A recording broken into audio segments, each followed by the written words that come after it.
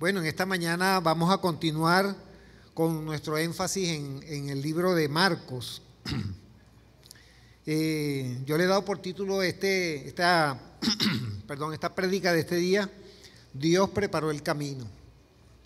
Dios preparó el camino. Y está basado en la escogencia de nuestro Señor Jesucristo de los discípulos que iban a convertirse en sus apóstoles. Vamos a irnos al libro de Marcos capítulo 1, versículo 16 al 20. Marcos capítulo 1, versículos del 16 al 20. En esta oportunidad yo no le traje para colocar los versículos allí, porque hay una cosa que tenemos que hacer, y es aprender a buscar en la palabra cada versículo. Yo se los voy a repetir varias veces para que no se pierdan en no entender o saber cuál es el versículo que anuncié. Marcos capítulo 1, versículo 16 al 20. Dice la palabra del Señor. ¿Estamos ubicados? Amén. Andando junto al mar de Galilea, vio a Simón y a Andrés su hermano que echaban la red en el mar, porque eran pescadores. Les dijo Jesús: venid en pos de mí y haré que seáis pescadores de hombres. Y dejando luego sus redes le siguieron. Pasando de allí un poco más adelante, vio a Jacobo, hijo de Zebedeo, y a Juan su hermano, también ellos en la barca que remendaban las redes. Y luego los llamó, y dejando a su padre Zebedeo en la barca con los jornaleros, le siguieron. Vamos a orar para que el Señor tome el control de nuestras vidas y el control de este tiempo. Padre bendito, santo Señor, en este momento, Padre, nos colocamos delante de su santa presencia, Señor. Porque, oh Padre eterno, necesitamos su dirección este día, Señor. Necesitamos que usted tome el control de nuestras vidas, Señor, de nuestros pensamientos, Padre. Que nada nos distraiga, Señor. Que nada nos desvíe, Padre, de los propósitos. Y, Padre eterno, santo, sobre todo, del camino que usted ha preparado, Señor. Padre eterno, Señor, le pido por cada uno de los que estamos aquí, Señor, en especial por las visitas que en este día están con nosotros, Señor, para que usted hable también a sus vidas, trate con cada uno de ellos, Señor, tome el control de sus pensamientos, Padre eterno, que nada les distraiga, y que así cada uno de nosotros podamos estar, Padre, atentos y pendientes de lo que usted tiene para nuestra vida. Y deme la sabiduría, las palabras, Señor, la dirección para esta enseñanza sea para mi vida y para cada uno de mis hermanos, Señor. Porque necesitamos, Señor, necesitamos, Padre eterno, su presencia, su guía, su Espíritu Santo, Señor, en cada uno de nosotros, Señor. Y gracias por permitirnos este precioso tiempo, Señor. En el nombre de Cristo Jesús se lo pido y le doy las gracias. Amén, Señor. Amén. Amén. Así. Bueno, vemos en este relato que Jesús llama en este pasaje a 4 hombres dedicados a un oficio. En este caso ellos eran pescadores. Tanto en Marcos, en el libro de Marcos como en el libro de Mateo y en el libro de Lucas, vemos el mismo relato y cómo ellos inmediatamente dejaron todo para seguir a Cristo. ¿Cuánto nos cuesta a nosotros dejar todo para seguir al Señor? Es difícil, ¿verdad? Tomar una decisión así como esta. Dejaron al papá que estaba trabajando allí, que ellos con el padre, dejaron al papá y se fueron detrás de Cristo. Claro, sabemos que el que los llamó no fue cualquier persona. Era nada más que el creador del mundo, el Hijo de Dios, el que los llamó. Pero no fue un llamado de obligación, o sea, no lo estaba obligando a que lo siguieran, sino ven, sígueme. Y el otro, bueno, dejó lo que estaba haciendo y le siguió. Entonces, Jesucristo llama a estos que se convertirían después en los apóstoles, que son los enviados por Cristo. Los apóstoles, la palabra apóstol quiere decir enviado, pero ¿enviado por quién? Enviado por Cristo. No era enviado por cualquier persona, era enviado por Cristo. Más adelante, en Marcos 2, 13 y 14, vamos un poquitico más adelante, vemos el llamamiento de otro personaje. En los versículos 13 y 14 dice: después volvió a salir al mar y toda la gente venía a él y les enseñaba. Y al pasar vio a Leví, hijo de Alfeo, sentado al banco de los tributos públicos y le dijo, sígueme. Y levantándose, le siguió. Otra historia también de otro que llamó y ahí mismo le siguió. Después vemos cómo él va escogiendo, como vemos en el capítulo más adelante, en el capítulo 3, vámonos un poquito más adelante ahí en Marcos, capítulo 3, versículos 13 y 14, donde habla de la elección de los 12 apóstoles. Fíjese cómo dice allí, capítulo 3, versículos 13 y 14. Y después subió al monte y llamó así a los que él quiso y vinieron a él. Y estableció a 12 para que estuviesen con él y para enviarlos a predicar. Vuelvo a repetirlo. Después subió al monte y llamó así a los que él quiso y vinieron a él. Y estableció a 12 para que estuviesen con él y para enviarlos a predicar. O sea, él hace un llamado y se van detrás de él y él de allí escoge a 12. O sea, que quizás fueron muchos más los que fueron con Cristo. Pero él, de esos que fueron allí, él escogió a 12 para llevar la palabra, para enviarlos a predicar. Entonces es interesante en la elección de estos 12 hombres que fueron escogidos por nuestro Señor Jesucristo. El primero de ellos fue Simón. El primero escogido allí fue Simón, que mismo Jesús le colocó por sobrenombre Pedro, porque su nombre, el Señor no le gustó el nombre de él y le quiso poner un nombre para darle más firmeza, porque Simón quiere decir inconstante y el Señor quería que fuera una persona firme.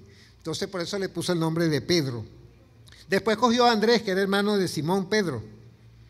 Después, por tercero escogió a Jacobo, hijo de Zebedeo.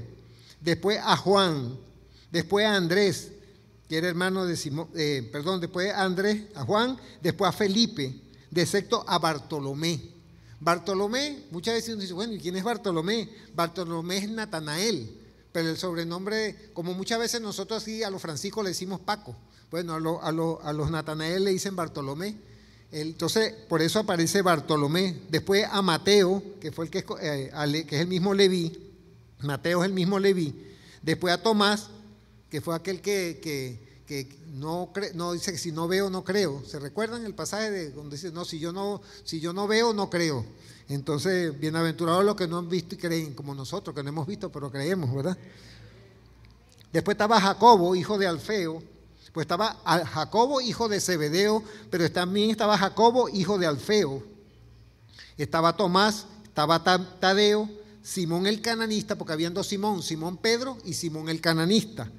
Y Judas Iscariote, que fue el último de los escogidos por el Señor. Entonces, cuando nosotros empezamos a ver la vida de estos hombres, a indagar de la vida de estos 12 apóstoles escogidos por el Señor, es muy importante porque para los judíos, en los tiempos de Jesús, era muy importante la preparación. Y la formación de los niños judíos era muy estricta. Aquí es donde nosotros comenzamos a ver la vida de estos hombres, la forma como fueron escogidos y cómo esto trajo muchas consecuencias y muchas dificultades para muchos. ¿Por qué? Porque un niño judío a la edad de 5 años tenía que saber la Torá. La Torá son los 5 primeros libros del Antiguo Testamento. El Génesis, Éxodo, Levítico, Número y Deuteronomio. Son los primeros 5 libros que estos niños tenían que aprendérselo de memoria a la edad de 5 años. Y ellos empezaban a ser preparados y tenían que saber esto de memoria. Entonces, era interesante ver cómo era la preparación, cómo era la exigencia para un niño judío, para el varón, no para la niña, era para el varón, que era preparado, tenía que tener ese conocimiento. Estos jovencitos se iban preparando y tenían que aprender a recitar de memoria todos esos 5 libros. ¿Ustedes pueden imaginarse lo que es recitar de memoria 5 libros? 5 libros, lo que son los 5 libros del Antiguo Testamento, eso era increíble. Si el niño mostraba capacidad, continuaba hasta los 10 años preparándose. Y si ese niño tenía la capacidad de de recitar, de cantar y de escribir. Ya a los 10 años de edad tenía que cantar, recitar y escribir esos 5 libros. Entonces, imagínense la preparación y la exigencia que tenía una persona así. Entonces,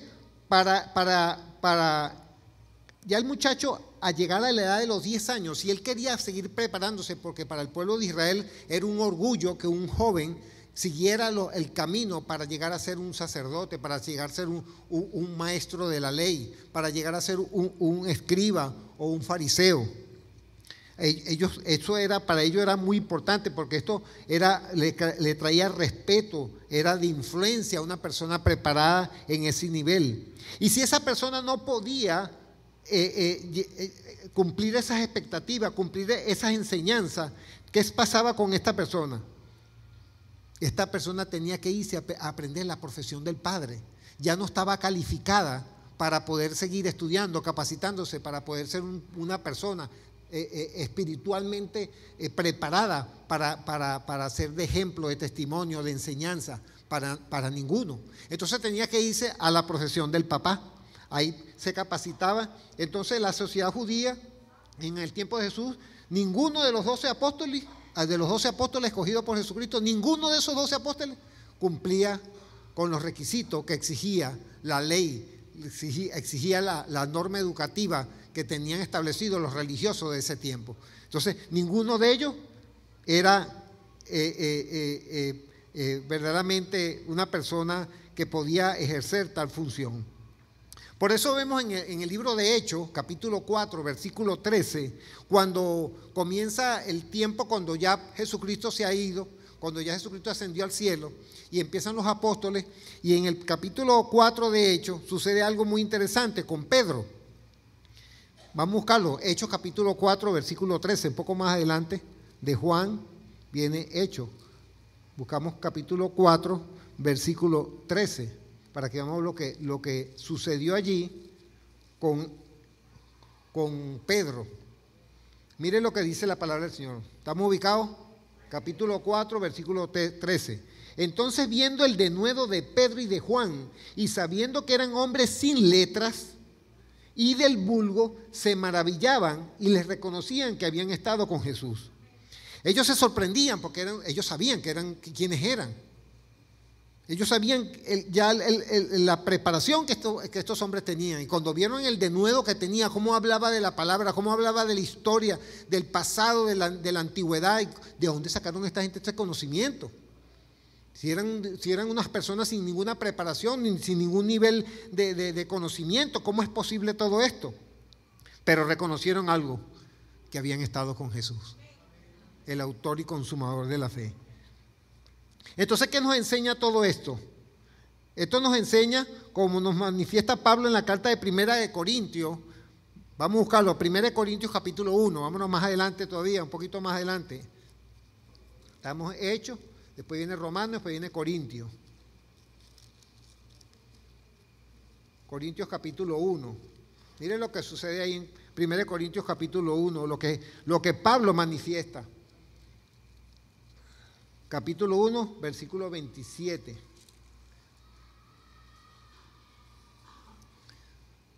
Para que nosotros podamos evaluar y conocer y entender lo que Jesucristo hizo. Miren lo que dice el versículo 27 y 28. Sino que lo necio del mundo escogió Dios para avergonzar a los sabios sino que lo necio del mundo escogió Dios para avergonzar a los sabios, y lo débil del mundo escogió Dios para avergonzar a lo fuerte, y lo vil del mundo y lo menospreciado escogió Dios, y lo que no es, para deshacer lo que es, a fin de que nadie se jacte en su presencia. Nadie se jacte en su presencia, porque Él es el que capacita, Él es el que da el conocimiento, es el que da la dirección, es el que da la instrucción, es el que te prepara, es el que te fortalece, es el que te llena, es el que te habla, es el que te muestra el camino. Ese es el Señor en quien nosotros creemos. Ese es en el Dios que nosotros creemos. Entonces, aquí vemos que para deshacer lo que es Pedro, un hombre de carácter inconstante, impulsivo, un Mateo o Leví, cobrador de impuestos, que estaba a favor del imperio romano. Fíjense lo que escogió Jesucristo. Pedro un tipo inconstante, un tipo impulsivo, una persona que negó a Cristo, que negó al Maestro, que negó al Hijo de Dios, que él conoció, que él vio todos los milagros que hacía y le negó. Ese lo escogió Jesucristo. Escogió también a otro hombre, a Simón el Celote. Simón el Celote era un guerrillero. ¿Por qué era un guerrillero? Porque él conformaba vamos a decir, un grupo de personas en el pueblo de Israel que estaba en contra del Imperio Romano. Era muy religioso, muy apegado a la Torá. Pero ¿qué sucedía? Que el Imperio Romano lo estaba sometiendo. El Imperio Romano ellos habían tenido unos encuentros violentos con el ejército romano. Habían fallecido muchos celotes de estas personas que estaban en contra del Imperio Romano. Y él tenía un pleito con Leví, con Mateo. ¿Por qué? Porque Leví era un cobrador de impuestos, él era judío, Leví era judío, el Mateo era judío, pero ¿qué sucedía? Él trabajaba para el Imperio Romano cobrando el impuesto a las personas. ¿Y cómo hacía él eso? Bueno, ellos compraban el compromiso de cobrar el impuesto a la gente, pero él cobraba el impuesto un poquito más alto para él quedarse con una parte. Entonces una parte era para el imperio y otra parte era para el Leví. Entonces esta persona, este Simón el Celote, le tenía rabia, pues. Tenía problemas con este hombre. No estaba de acuerdo con él, con lo que estaba haciendo. Estos fueron los personajes que Jesucristo escogió. Escogió también a Judas Iscariote. ¿Jesucristo no sabía que él le iba a entregar? Claro que sabía. Pero eso es lo que la palabra muchas veces dice y habla de que son los predestinados. Este es un predestinado. Fue predestinado por un propósito que tenía que cumplir. Entonces, ahí vemos cómo Jesucristo conocía todas las cosas. Jesucristo sabiendo que lo traicionaría, pero estos hombres fueron escogidos por él y comienzan a ser preparados por nuestro Señor. Y aquí es donde comienza una enseñanza para nuestra vida. En Marcos capítulo 3, versículo 13,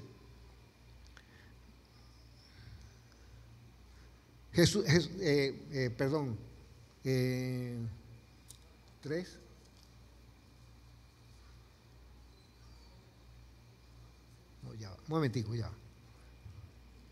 No es 3:13. Es Marcos capítulo 3. Es el momento. No, que estoy buscando en Corintios, imagínese usted.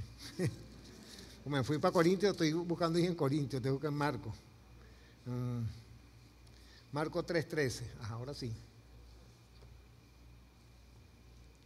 Ahora sí vamos a ubicarnos donde.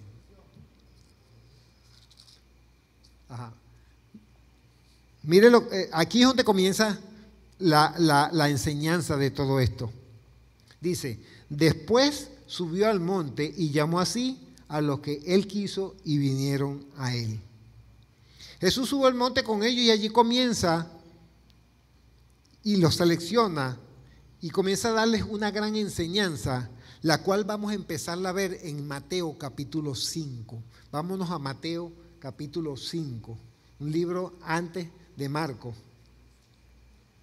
Estamos Marcos, después el libro que es anterior es el libro de Mateo capítulo 5. ¿Cómo es conocido este pasaje? El Sermón del Monte. Así es conocido este pasaje. Miren lo que dice el versículo 1. ¿Estamos ubicados? Viendo la multitud, subió al monte y sentándose vinieron a él sus discípulos. Versículo 2. Y abriendo su boca les enseñaba diciendo, y ahí comienza la bienaventuranza. Ahí comienza toda la bienaventuranza para con el pueblo, para con todas las personas que están allí. Conocemos muchas de esas bienaventuranzas. Bienaventurados los pobres de espíritu. Fíjese cómo dice, bienaventurados los pobres, no de dinero, los pobres en espíritu. ¿Quién es un pobre en espíritu? Cada uno de los que estamos aquí. ¿Por qué somos pobres en espíritu? Porque sabemos que necesitamos del Señor en nuestras vidas, porque necesitamos del Espíritu Santo, necesitamos de su guía para nosotros. Por eso somos pobres en espíritu, no en dinero. Aquí no está hablando de plata, Aquí está hablando pobres espiritualmente, porque el altivo, el que no necesita de Dios, ¿verdad? Lleva su vida como le da la gana, lleva su vida a su manera, no tiene nada que ver con Dios, no tiene nada que ver con la Biblia, con su palabra, no tiene nada que ver con eso. Por eso Dios dice en su palabra que al altivo lo mira desde lejos. Por eso que el principio de la sabiduría es el temor de Jehová, no el temor a. Nos dice allí sí de esa manera, en Proverbios 1:7. Dice, el principio de la sabiduría es el temor de Jehová. Y cuando nos vamos a Proverbios capítulo 8, versículo 13, Proverbios capítulo 8, versículo 13, dice que el temor de Jehová es aborrecer el mal camino, la boca perversa, la arrogancia y la altivez. Entonces, ¿dónde comienza el principio de la sabiduría en nuestra vida? Cuando nosotros comenzamos a rechazar lo que Jesucristo rechaza. La altivez, la prepotencia, la jactancia. Eso a Dios no le agrada. Por eso que Jesucristo mismo decía, sed manso y humilde de corazón, aprended de mí. Por eso que él decía esas palabras. Entonces, vemos allí que él comienza a mostrar y comienza con toda esta bienaventuranza que conocemos. Pero la parte donde yo quiero hacer énfasis comienza en el versículo 20. Mire cómo dice el capítulo 5 de Mateo, versículo 20. Porque os digo que si vuestra justicia no fuere mayor que la de los escribas y fariseos, no entraréis en el reino de los cielos. Ay, caramba, ahí la cosa se nos pone difícil. Porque os digo que si vuestra justicia no fuere mayor que la de los escribas y fariseos, no entraréis en el cielo, en el reino de los cielos. Dios no ve lo externo del hombre, sino lo que está en su corazón. Es una de las cosas que nosotros siempre tenemos que tener pendientes y atentos a eso. Dios no ve lo externo del hombre. Muchas religiones quieren cambiar al hombre vistiéndolo de una manera, poniéndolo por fuera de una manera. No, Dios quiere ver el corazón y allí es donde Él quiere trabajar en nuestras vidas, es en nuestro corazón. Uno muchas veces dice, pero ¿por qué dice el corazón? Si el corazón no piensa. Hermano, en estos días vi un video, yo lo dije antes, pero quiero repetirlo de nuevo. Yo vi un video que me quedé impresionado. Porque para mí siempre está, oye, el corazón, ¿y por qué el Señor siempre habla del corazón? Parece algo que como que si no fuese algo verdadero, real. Resulta que estaba viendo un video de un señor que le trasplantaron el corazón.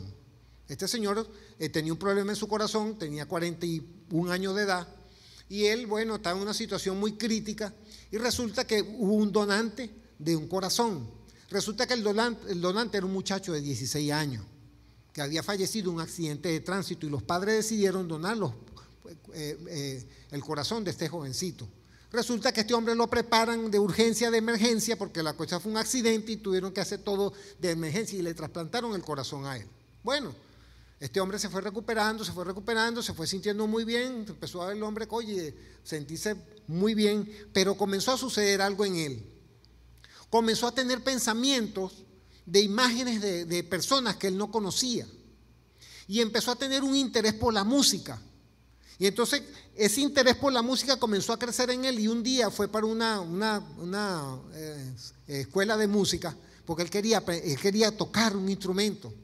Resulta que cuando él entra y habla de lo que él tiene deseo, que él quiere tocar el teclado, bueno, el profesor viene y le dice, bueno, comienza a darle unas clases, cuando comienza con su cuestión del deseo de aprender a tocar el teclado, pero para la sorpresa del profesor y de él mismo fue que él comenzó a tocar el teclado como que si él supiera tocar teclado. Entonces para él eso fue algo que lo impactó demasiado, pues él decía, ¿de dónde vino eso? Si yo nunca había tocado un instrumento. Y empezó a recordar músicas y empezó a tocarla, y él eso le impresionó demasiado. Él eso se lo comenta al médico. Y le comenta al médico lo que está experimentando y lo que está viviendo. El médico le llama la atención porque oye lo mismo de otros trasplantados que están sucediendo cosas que también le llamó la atención. Y él, ¿qué hizo este médico? Ubicó a la familia que donó el corazón del muchacho y se lo presentó a esta persona que estaba viviendo estas experiencias. Los pone a hablar a los dos, a la familia del muchacho, a la papá y a la mamá, con este señor, y él comienza a decirle las imágenes de lo que él viene en su memoria. Y entonces ella comienza a decir, no, ese fulana, son familiares del muchacho, eran familia que él recordaba, que este señor recordaba. Entonces resulta que el muchacho era músico. El muchacho era el que tocaba la música, por eso es que, entonces, sí hay algo en el corazón que se guarda. Por eso la palabra dice, de toda cosa guardada, guarda tu corazón, porque de él mana la vida. Ahí se almacena información. En estos días vi un programa de un personaje muy famoso, cantante, que tiene Alzheimer. En el momento que él le quieren hacer un homenaje. Entonces, en el momento que comienzan a hacer el homenaje, ellos saben la situación en que está el hombre, que tiene Alzheimer y que el hombre se le olvida todo, pues. Resulta que llaman a una cantante para que le cante en honor a este señor, y en el momento que esta mujer va a cantar, lo llama y él se viene a donde está ella, para sorpresa de todo, que él comenzó a cantar con ella la canción, porque ella iba a cantar la canción que él cantaba, y él comenzó a cantarla. Resulta que comenzaron a investigar también los médicos en toda esta situación. Resulta que el Alzheimer no afecta lo que se almacena aquí en el corazón, se borra lo que está aquí, pero no lo que está aquí. Entonces pudieron darse cuenta que este hombre, la música, las canciones que todas que había compuesto, el hombre se las sabía, no se las había olvidado. Pues que no están guardadas aquí, están guardadas aquí. Entonces, hermanos, Dios es perfecto, la palabra es perfecta. De toda cosa guardada, guarda tu corazón. La palabra del Señor es perfecta. Entonces, ¿qué es lo que quiero que veamos en esto? Que Dios no ve lo que es externo del hombre, sino lo que está en su corazón. No es por un legalismo externo. Allí están las bienaventuranzas cuando abrimos nuestro corazón a Él. Toda esa bienaventuranza que dice ahí es cuando nosotros abrimos nuestro corazón para Él. Miren lo que dice el versículo 21. Aquí comienza la situación difícil. En el mismo capítulo 5, de ahí del Sermón del Monte. Miren lo que dice el versículo 5, el versículo 21. Oíste que fue dicho a los antiguos, no matarás, y cualquiera que matare será culpable de juicio. Pero yo os digo, miren lo que dice Jesucristo aquí, pero yo os digo que cualquiera que se enoje contra su hermano será culpable de juicio, y cualquiera que diga necio a su hermano será culpable ante el concilio, y cualquiera que le diga fatuo quedará puesto al infierno de fuego. Ay, caramba, habemos muchos criminales aquí. ¿Quién no se ha molestado con su hermano? ¿Quién no se ha peleado con su hermana? ¿Quién no ha peleado con su papá, con la mamá? Somos unos homicidas delante de Dios, hermano. Lo que dice aquí Jesucristo es muy fuerte, ¿verdad? Entonces, ¿cómo está esa condición? ¿Cómo está nuestra condición entonces delante de Dios? Yo creo que estamos muy mal. ¿Será que pasamos como inocentes? Dios dice en su palabra que Él no va a dar por inocente a nadie. Él no va a dar por inocente a nadie. Entonces la cosa como que se nos pone fea. Somos homicidas toditos. Pero mire el versículo 27, vamos a pasar un poquito más adelante. Vamos a seguir buscando aquí. Versículo 27. Oíste que fue dicho, no cometerás adulterio. Pero yo os digo que cualquiera que mira a una mujer para codiciarla, y adulteró con ella en su corazón. ¿Cómo estamos, hermanos, los varones? Estamos mal. Y a mí no me van a decir, no, yo me mantengo firme, fuerte. No. A mí no me van a venir con esa mentira. Porque también la mentira es pecado, hermano. La mentira también es pecado. Miren cómo dice más adelante. Versículo 28. Perdón, 29. Mire cómo dice ahora.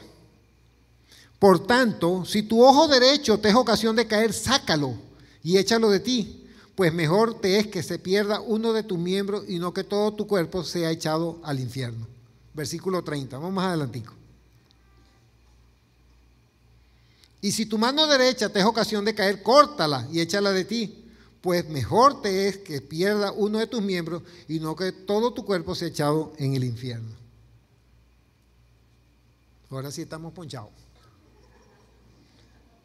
Todos los hombres vamos a andar como Walter Martínez, con un parcho en un ojo. Ahí sí estamos todos. ponchado. ¿Cómo podemos ver esto nosotros, hermano? ¿Qué está diciendo Jesús con esto? ¿Qué nos está enseñando el Señor con todo esto?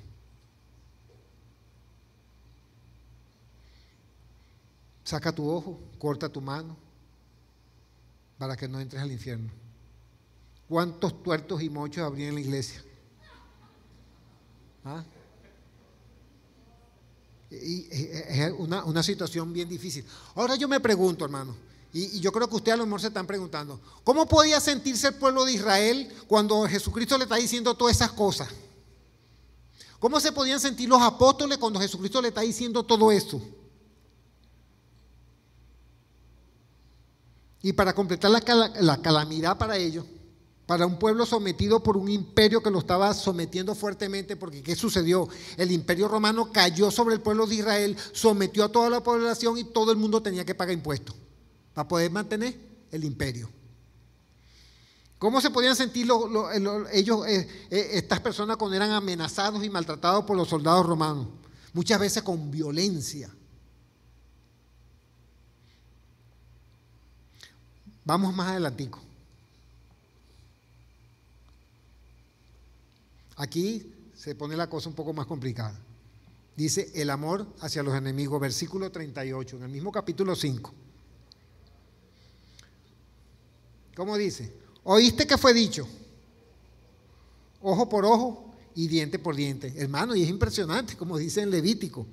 Eso fue establecido en el Antiguo Testamento, en el libro de Levítico, capítulo 24, versículo 20. Si quieren, anótelo y lo buscamos, para que vea cómo dice allí, cómo la palabra se manifiesta en Levítico. El tercer libro de Génesis, Éxodo y Levítico. Vamos a buscar Levítico, capítulo 22. 24. Capítulo 24. Versículo 20. Mire esto. Mire lo que establecía la ley. Esto era lo que establecía la ley, hermano. Levítico capítulo 24, versículo 20. Mire. Rotura por rotura. Ojo por ojo. Diente por diente. Según la lesión que haya hecho a otro, tal se hará a él. O sea que si usted le echa una pedra a otro, una pedra también le van a echar. Si usted le pega un palo, también le van a pegar un palo. Imagínese usted, eso era lo que establecía la ley, hermano. Pero mire lo que Jesucristo dice más adelante. Mire lo que Jesucristo dice después de eso. Pero yo os digo, en el versículo 39. Mire cómo dice, aquí es donde comienza la cosa difícil para un pueblo sometido, para nosotros también. Pero yo os digo, no resistáis al que es malo. Antes, a cualquiera que te hiere en la mejilla derecha, vuélvele también la otra. Y al que quiera ponerte a pleito y quitarte la túnica, déjale también la capa. O sea, si te quitan el protector, déjale la camisa, pues quédate tú sin camisa, pues. Dale todo al hombre para que se quede quieto. Y a cualquiera que te obligue a llevar carga por 1 milla, ve con él 2. Al que te pida, dale, y al que quiera tomar de ti prestado, no le rehúse. Oíste que fue dicho, amarás a tu prójimo y aborrecerás a tu enemigo. Porque así también decían allí en el Antiguo Testamento. Entonces, esto era establecido y esto era lo que establecía la ley. Entonces, ¿cómo ellos podían sentirse, el pueblo de Israel, que estaban sometidos por el imperio romano, por los soldados romanos, cuando le dice no resistáis al que es malo? Antes, a cualquiera que te hiera en la mejilla derecha, ponle también la otra, ponle la izquierda. Así somos nosotros, hermano. Así somos nosotros, así reaccionamos nosotros. No, nosotros amamos al que nos ama, pero al que no nos ama no le damos bien duro. No actuamos de esa manera. ¿Cómo podían sentirse los judíos al ser maltratados, golpeados por un soldado romano? Entonces vemos cómo ahí entonces Jesucristo le dice, bueno, oíste que fue dicho, amarás a tu prójimo y aborrecerás a tu enemigo, como dice en Levítico 19:18. Levítico 19:18 dice, no te vengarás ni guardarás rencor a los hijos de tu pueblo, sino amarás a tu prójimo como a ti mismo. O sea, vas a guardar a tu prójimo, pero los que no son tu prójimo, los otros, eso dale duro, eso dale con todo. Pero los que son tuyos, tu familia, no, eso cuídalo. Los que son de tu pueblo, eso cuídalo. Pero los otros que son de nosotros, no, eso dale con todo. Así era la ley. Entonces, oye, eso para nosotros es algo que impacta en nuestras vidas. Amar a los enemigos, como dice en el versículo 44, pero yo os digo, amad a vuestros enemigos, bendecid a los que os maldicen, haced bien a los que os aborrecen y orad por los que os ultrajan y os persiguen. Esas fueron las palabras del Señor. Esas fueron las palabras que nuestro Señor Jesucristo manifestó para con el pueblo de Israel en ese momento. Ahora, ¿cómo podían sentirse esta gente? ¿Cómo podían sentirse todos aquellos que estaban ahí viviendo en carne propia un ultraje, el trato, la vejación, la violencia que habían experimentado por parte del Imperio Romano? Y nosotros, ¿cómo nos sentimos oyendo estas palabras ante lo que nos ha tocado vivir, a lo que estamos experimentando en nuestras vidas? ¿Cómo nos ha pasado a nosotros, hermano? Porque yo les digo, hermano, yo más de una vez he maldecido al presidente de la República y al otro presidente también, y a toda la gente que se me atraviesa por ahí en la vía, aquí en la mente. No sale de mi boca, pero tengo que pedir perdón a Dios. Porque en el momento la ira toma el control de mi vida. Por eso es que el Señor dice en su palabra, airaos, pero no pequéis. Muchas veces no pecamos porque lo pensamos. No lo decimos, pero lo pensamos. Entonces, ¿qué nos lleva a eso? Oye, el Espíritu Santo nos redarguye, me hace sentir mal y le pido perdón. Porque no debe, en la Biblia me dice a mí que en una fuente no puede salir agua dulce ni agua amarga. O sale agua dulce o sale agua amarga, pero no puede salir agua dulce y amarga. Pero ¿cómo reaccionamos muchas veces? ¿Cómo actuamos muchas veces?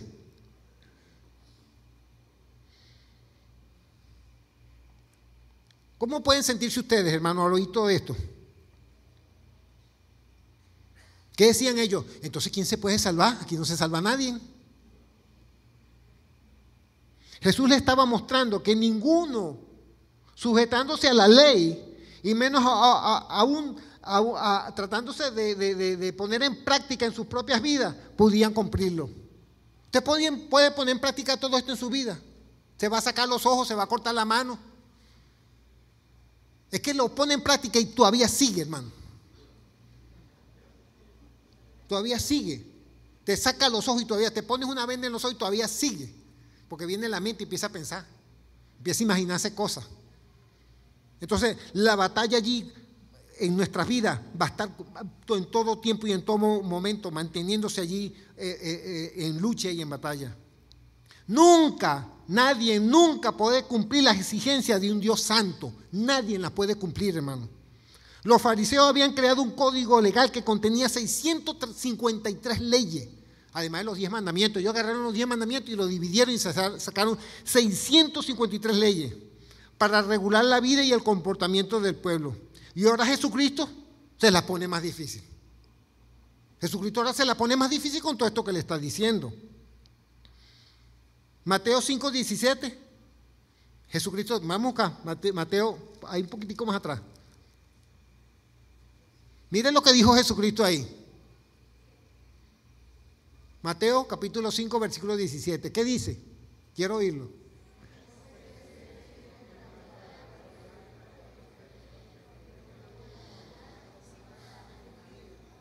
No penséis que he venido para abrogar la ley o los profetas. No he venido para abrogar, sino para cumplir la ley. Jesucristo no vino para eliminar la ley, sino para cumplirla. ¿Por qué? Porque nadie podía cumplirla. No había nadie que pudiese cumplir la ley. El único que la podía cumplir era Él. ¿Qué es lo que está tratando de enseñarnos el Señor aquí? ¿Qué está tratando de enseñarnos? Mira lo que dice en el capítulo 5, el mismo capítulo 5, versículo 48. Mire cómo lo termina de rematar ahí. Mire cómo dice: sed pues vosotros perfectos como vuestro Padre que está en los cielos es perfecto. ¿Qué les quiso decir el Señor ahí? ¿Qué nos está diciendo el Señor con esto? ¿Vamos a poder ser perfectos? ¿Usted cree que podamos ser perfectos? No, ¿verdad? ¿Qué es lo que el Señor quiere mostrarnos a través de todo esto? No hay nada que el hombre pueda hacer en sus propias fuerzas ni por sus propios medios. Porque al analizar todas estas palabras, somos asesinos, somos adúlteros, maldecimos a los que nos afectan y causamos desesperanza, causa desesperanza todo esto en nuestras vidas. ¿Sí o no? ¿No causa desesperanza todo esto en nuestras vidas? ¿Qué quiso hacer el Señor? ¿Qué es lo que nos está mostrando? La única manera de saber que estamos mal delante de los ojos de Dios es analizando cada una de estas palabras dichas por Jesús, para poder entender que necesitamos de su gracia, necesitamos de la gracia del Señor. Vamos a buscar Gálatas capítulo 3, un poquito más adelante. Gálatas capítulo 3. Miren lo que el Señor le dice ahí. Esta carta que escribe Pablo a los Gálatas. Gálatas capítulo 3, versículos 22 y 24. 22, 23 y 24. Gálatas capítulo 3, versículos 22, 23 y 24.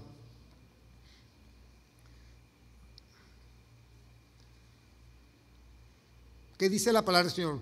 Mas la Escritura lo encerró todo bajo pecado, para que la promesa que es por la fe en Jesucristo fuese dada a los creyentes. Pero antes que viniese la fe, estábamos confinados bajo la ley, encerrados para aquella fe que iba a ser revelada, de manera que la ley ha sido nuestro ayo para llevarnos a Cristo, a fin de que fuésemos justificados por la fe.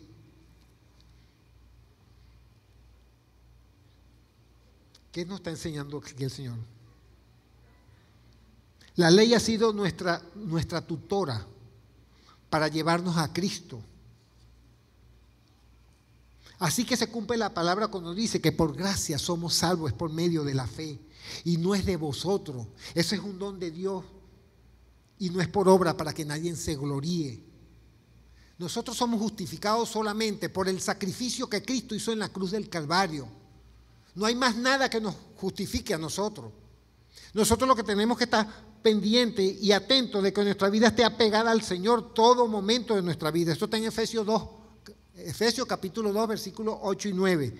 Así que porque se cumple así la palabra, que por la gracia de Dios somos salvos, es por medio de la fe. ¿Por medio de la fe en quién? En Cristo. ¿Por qué? ¿Por qué? Porque Él fue el que pagó la deuda. Jesucristo pagó en la cruz la deuda que nosotros no podíamos pagar. Por eso somos justificados, es por el sacrificio que Cristo hizo. No porque yo soy bueno, ni porque yo me trato de portar bien, ni porque yo no me meto con nadie, ni que yo robo a nadie, ni que codicio a nadie. No, no es por eso. No es por mí, es por Cristo. Cristo fue el que hizo todo. Él hizo todo para nosotros, porque nosotros no podíamos ni podemos tampoco. Usted va a salir por la calle así.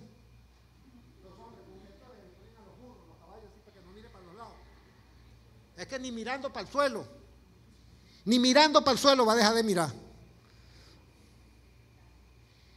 Porque la lucha y la batalla se genera aquí. ¿Qué me seduce? Pregúntese, hermano, ¿qué me seduce a mí? ¿Qué me seduce? Se tendría que quitar la cabeza, porque lo que te seduce es esto, la mente. Eso es lo que nos seduce, hermano. Eso es lo que seduce en nuestras vidas. Es nuestra mente, ahí es donde se genera la batalla. Pero ¿qué pasa cuando nosotros nuestra mente la ponemos en Cristo? Y comenzamos a pensar en la palabra del Señor. Y comenzamos a decir, en la mano del Señor es que puedo yo vencer. ¿Por qué? Porque la palabra me dice que en Cristo somos más que vencedores. Es en Cristo, no es en mí, no es en mi conocimiento, no es en mi sabiduría, no es en mi buen comportamiento. No, yo puedo aquí portarme bien, porque son 1 hora, 2 horas aquí en la iglesia, pero cuando yo salgo allá afuera, ¿cómo me comporto? ¿Cómo trato yo a los demás afuera? ¿Cómo yo trato a mi esposa, a mis hijos? Hermano, ahí es donde nosotros tenemos que vernos. ¿Cómo trato yo a los que son empleados míos si tengo trabajadores? ¿Cómo me comporto yo delante del jefe que tengo? Si estoy trabajando empleado. ¿Cómo soy yo con los alumnos que tengo si doy clase? ¿Cómo los trato? Yo cuando estudié bachillerato yo pasé mucho trabajo porque yo tenía muy mal carácter, como le dije antes. Yo tenía un carácter muy fregado. Y había un profesor que cada vez que lo veía a mí me enfermaba ese profesor. Porque era un tipo que era soberbio, era prepotente. Y a mí eso me sacaba de mis casillas. Él el primer día de clase, cuando entramos al salón el primer día de clase, él decía su nombre. Mi nombre es fulano de tal, no lo voy a decir para no, pues ya él ya falleció ya. Él decía su nombre y decía esta palabra: en este lugar nadie va a sacar más de 12 puntos. Y saquen una hojita para ver cómo están sus conocimientos. Y ahí le hacía un examen a todo el mundo. Y eso era impresionante. Usted entraba a ese salón y ahí no podía hablar nadie. Si usted hablaba antes que él dijera siéntese, o si usted se sentaba antes que él dijera siéntese, te botaba del salón. ¿Y sabe lo que hacía después que te botaba? Bradley Brown, ¿qué es tal y tal cosa? No, profesor, él no está, tiene 0,1. Así lo hacía, hermano. Y lo hacía hasta 3 veces. En ese momento de clase lo hacía hasta 3 veces. Le tiraba la nota al suelo a quien sea, se la tiraba al suelo. Eso era impresionante. Todo el mundo le tenía pánico. Porque él era el director regional de educación, además de profesor. Y tuve problemas con él, serios, hermano, serios, con ese señor. Tan serio que él no me llamaba por mi nombre, sino por mi número. Yo no le contestaba. Yo le decía, yo no soy ningún esclavo, me perdona. Sí, hermano, yo tenía un carácter muy fuerte. Le digo, por la misericordia yo estoy aquí. Sí, tenía un carácter muy duro en ese tiempo. Me hice daño. Yo empecé a los 19 años a padecer de úlcera, sangrante, por el bello carácter que tenía. Entonces, hermano, ¿qué quiere hacer Dios en nuestra vida? Que nosotros confiemos en su Hijo Jesucristo. ¿Qué dijo Jesucristo? Miren lo que dije, lo que sucedió después de todo ese sermón.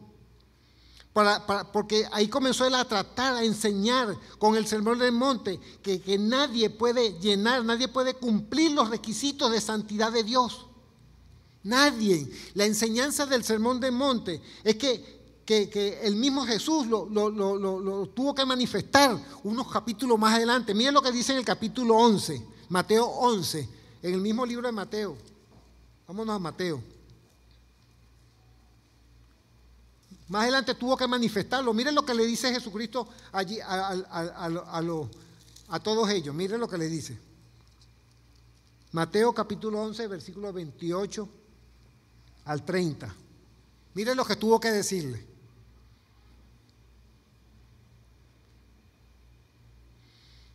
Estamos ubicados en Mateo capítulo 11, versículos 28 al 30.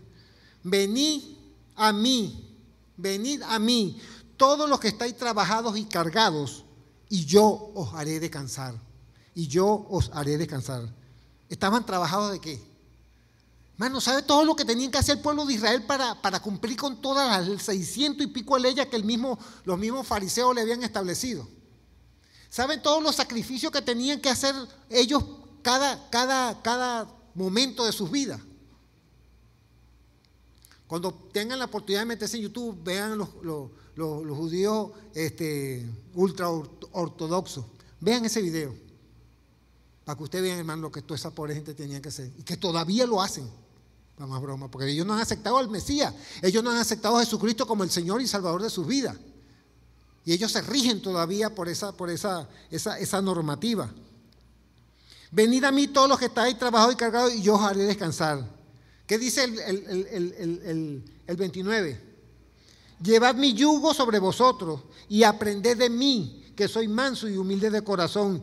¿Qué dice? Y hallaréis descanso para vuestra alma.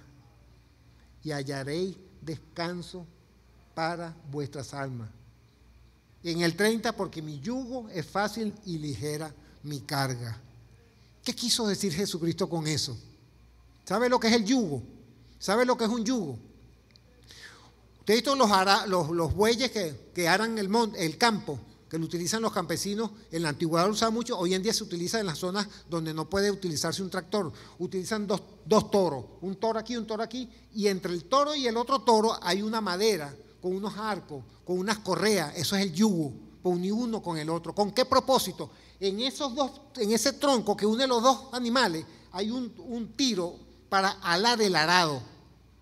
No es lo mismo arar el arado con un solo animal que con dos.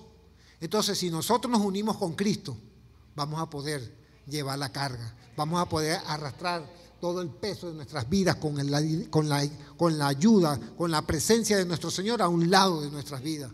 Por eso es que Él habla del yugo, que nos unamos a Él, que nos mantengamos firmes con Él. Y Él es el que nos va a ayudar a vencer, porque en Cristo es que somos más que vencedores. No es nuestra mano, no es nuestra fuerza, hermano. Si ese aplauso es para el Señor, délo más duro, porque merece todo nuestro aplauso.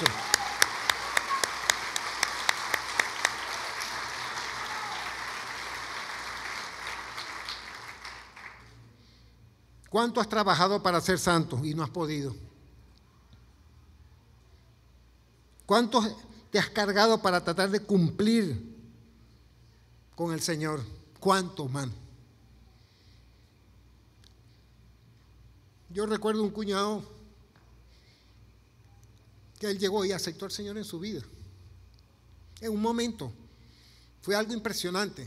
Son de esas personas que yo digo que Dios no la tocó, se la llevó por delante, porque el cambio fue impresionante. Y él era una persona que fumaba mucho.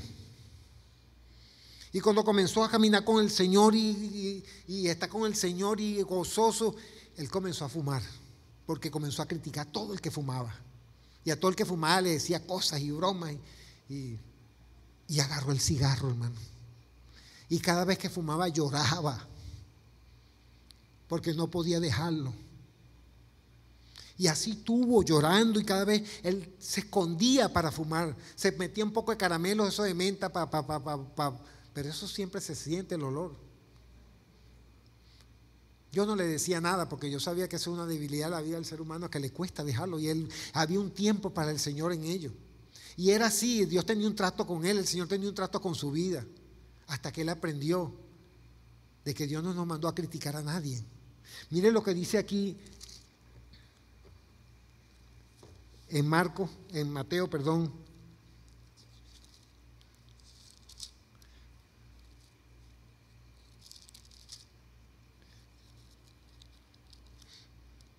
Ya, déjeme buscarlo porque me lo trajo el Señor y lo quiero compartir.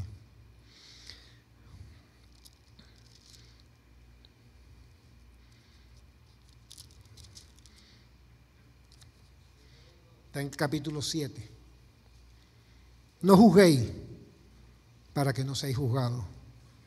Porque con el juicio con que juzguéis seréis juzgados, y con la medida con que medís os será medido. ¿Y por qué miras la paja que está en el ojo de tu hermano y no echas de ver la viga que está en tu propio ojo? ¿O cómo dirás a tu hermano, déjame sacar la paja de tu ojo y aquí la viga en el ojo tuyo? Hipócrita. Saca primero la viga de tu propio ojo y entonces verás bien para sacar la paja del ojo de tu hermano. Es fácil hacer juicio, hermano. Es lo más fácil del mundo. ¿Cuántas veces no murmuramos y hablamos cosas, decimos cosas de nuestros hermanos?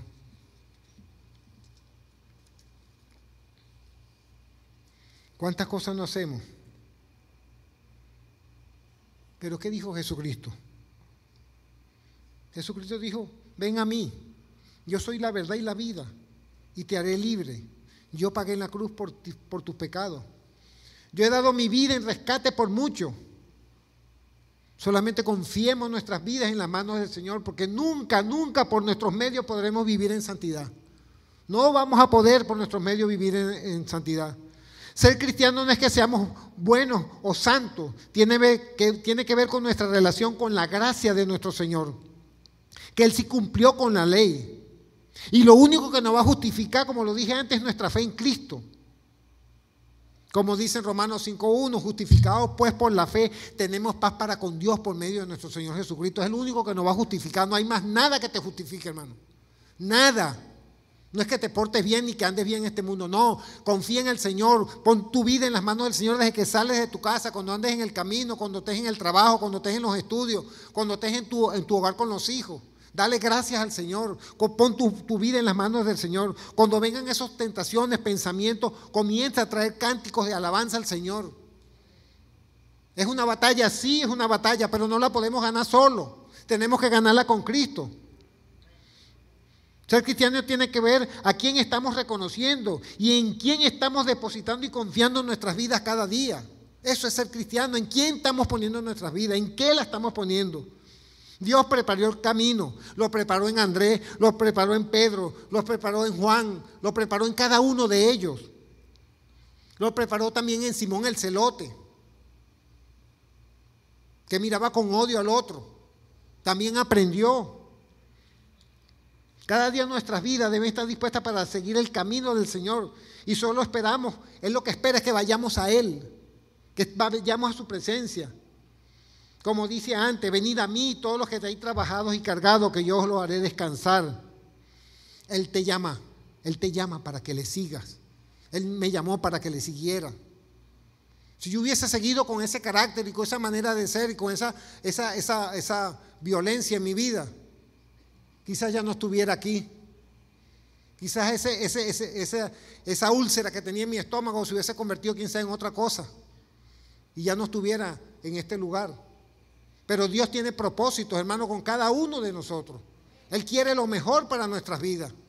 Él tiene, como dice en su palabra, palabras de bien para nosotros. Pero confiemos nuestra vida en su mano, pongamos nuestra vida en su presencia y Él va a hacer lo que tiene que hacer. No tratemos nosotros por nuestros propios medios de resolver las situaciones de nuestra mente y de nuestro corazón que nos apabulla, que nos maltrata, que nos veja, que nos hace sentir mal. Jesucristo dijo, yo he venido para que tengan vida y para que la tengan en abundancia. ¿Cómo la vamos a tener en abundancia? Poniendo nuestra vida en sus manos. Y Él va a traer paz sobre nuestras vidas. Él va a limpiar nuestra mente y nuestro corazón. Pero es en Él, su presencia, en las manos de Él. No en nuestras manos, no en nuestro conocimiento, no en nuestra capacidad, hermano. Es en Él que podemos vencer. En Cristo seremos más que vencedores. Amén. Bendito Padre Santo, Señor. Gracias, Padre eterno, Señor. Gracias porque usted hizo todo, Señor. Usted preparó el camino, Señor. Gracias, Padre eterno amado, porque su Hijo Santo, Señor, hizo tanto para enseñarnos, Señor, y hace tanto para enseñarnos cada día, Señor. Perdónenos, Padre, cuando somos cabezaduras, Señor.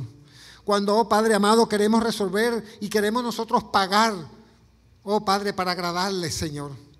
Cuando no hay nada que nosotros podamos hacer para estar bien delante de su presencia, Señor. Su Hijo Jesucristo ya lo hizo, Señor. Solamente nosotros tenemos que aferrarnos a Cristo cada día de nuestras vidas, caminar con Cristo, para que la imagen, la luz que se vea sea la luz de Cristo, Señor. Para que, como usted dice en su palabra, Señor, todo aquel que nos conozca, todo aquel Padre que vea nuestras vidas, Señor, pueda conocer a Cristo, porque van a ver el amor suyo en cada uno de nosotros, Señor. No el amor egoísta que cada uno tenemos, Señor, sino el amor, Padre, que viene de su corazón para nuestro corazón, Señor. Para que se vea ese amor, Padre amado, tanto los unos con los otros, por los otros, Señor, como por aquellos, Padre, que son difíciles de soportar, Señor. Oh, Padre bendito santo, aquí está su pueblo, aquí estoy yo, Padre, necesitado cada día de su presencia en mi vida, Señor, y en cada uno de ellos, Señor. Padre eterno amado, Señor, gracias, Padre, gracias porque usted hizo todo, Señor. Solamente nos aferramos a Cristo, Señor, a esa cruz maravillosa, Padre, donde fue liberada nuestras vidas, Señor. Y Padre eterno, Señor, agradecido estamos, Señor. Y si tú estás aquí en esta mañana y quieres que el Señor guíe tu vida, pídele, yo puedo ayudarte. Dile, Señor Jesús, en este momento me pongo en su presencia. Le pido perdón, Padre eterno. Le pido perdón, Hijo amado, Jesucristo, porque usted dio su vida por mí, pagó por mí. Solamente yo tengo que aferrarme a su presencia cada día, a través de su palabra, de lo que usted me dice en ella, Señor. Padre eterno, en el nombre de su Hijo amado le pido que me haga la persona que usted quiere que yo sea. Me pongo en sus manos. Desde hoy en adelante quiero caminar con Cristo. Se lo pido, Padre, en el nombre de Cristo Jesús. Amén y amén. Amén.